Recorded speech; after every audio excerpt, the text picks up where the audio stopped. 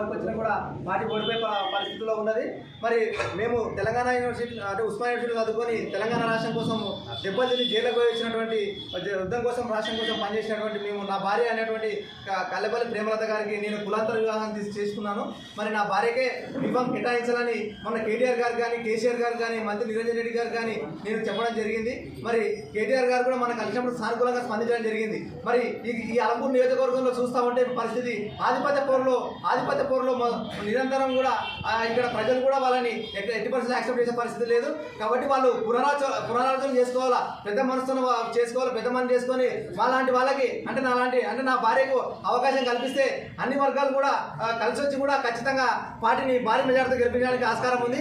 మరి ఇప్పుడున్న పరిస్థితుల్లో ఇద్దరి మీద కూడా ప్రజల్లో వ్యతిరేకత విపరీతంగా ఉంది.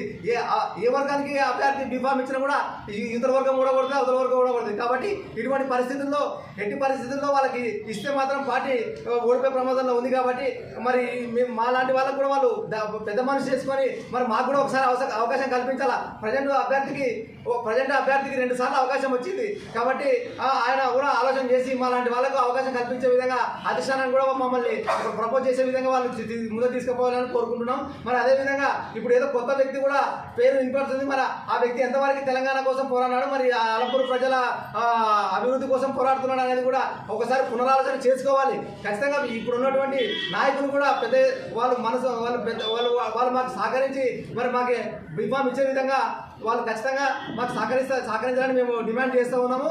మరి ఇంకొక విషయం ఏంటంటే ఈ ప్రాంతంలో మేము ముందు నుంచి కూడా ప్రజల మధ్యనే ఉంటున్నాం, ప్రజల కోసం పనిచేస్తున్నాం. కేసీఆర్ గారి నాయకత్వాన్ని నమ్ముకొని నిరంతరం పనిచేస్తున్నాం ఒక యూనివర్సిటీలో చదువుకొని. మరి మాకు కూడా అవకాశం ఉంది కాబట్టి ఖచ్చితంగా మా లాంటి వాళ్ళకి బీఫామ్ ఇస్తే గెలిపినకు ఆస్కారం ఉంటుంది. ఇప్పుడున్న గందరగోళ పరిస్థితులు అలంపూర్ నియోజకవర్గంలో వాళ్ళే కొట్టుకొని వస్తున్నారు. కాబట్టి ఈ పరిస్థితి పార్టీ మీద ప్రజలకి ప్రేమ ఉన్నా ఈ నాయకత్వ లోపం వల్ల ఖచ్చితంగా పార్టీని దెబ్బ కొట్టాలని ఈ నాయకులు కుట్ర పంతున్నారు. మరి ఇటువంటి పరిస్థితుల్లో కేసీఆర్ గారు అన్ని చూస్తా ఉన్నారు. మరి అందుకే ఈ అలంపూర్ నియోజకవర్గ బీఫామ్ ఆపినారు.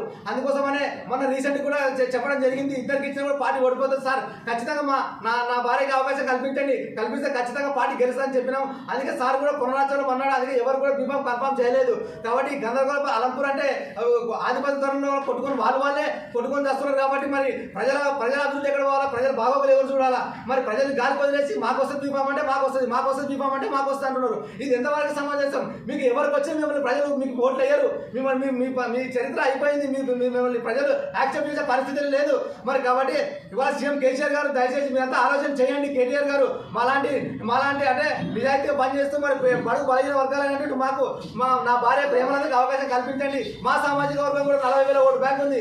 ఈరోజు మా సామాజిక వర్గం కూడా కుల సామాజిక వర్గం 40,000 ఓటు బ్యాంక్ ఉంది. అదేవిధంగా ఎస్సీ సామాజిక వర్గం, బీసీ సామాజిక వర్గం, ఎస్సీ ఎస్టీ మైనార్టీ బీసీలు అందరూ కూడా ఏకదాటిగా పలాయి బారికి ఇవ్వాలని మొత్తుకుంటున్నారు. ఖచ్చితంగా పలాయి బారికి ఇస్తే గెలుస్తారని కూడా ఇవాళ సర్వేలు కూడా చెప్తున్నది. మీరు ఇంటెలిజెన్స్ రిపోర్ట్ తీసుకోండి. తర్వాత అన్ని కనుక్కొని ఎవరికైతే మంచిగా ఉంటుందో వాళ్ళకి ఖచ్చితంగా బీఫామ్ ఇస్తే గెలుస్తారు సార్ అని చెప్తా ఉన్నాం. మరి ఈ పరిస్థితుల్లో కొంతమంది కొత్త వాళ్ళకు కూడా ఇవ్వాలని పట్టుబడుతున్నారు. అది ఎంతవరకు సమంజసం? తెలంగాణ రాష్ట్రంలో వాళ్ళ పాత్ర ఏందనేది కూడా ఒకసారి ఆలోచన చేసుకోవాలా. మాలాంటి బడుగు బలహీన వర్గాలకి నేను ఒక ఎస్సీ అమ్మాయిని పెళ్లి చేసుకున్నాను. నా భార్య యూనివర్సిటీలో చదువుకున్న ఉద్యమ నాయకురాలు.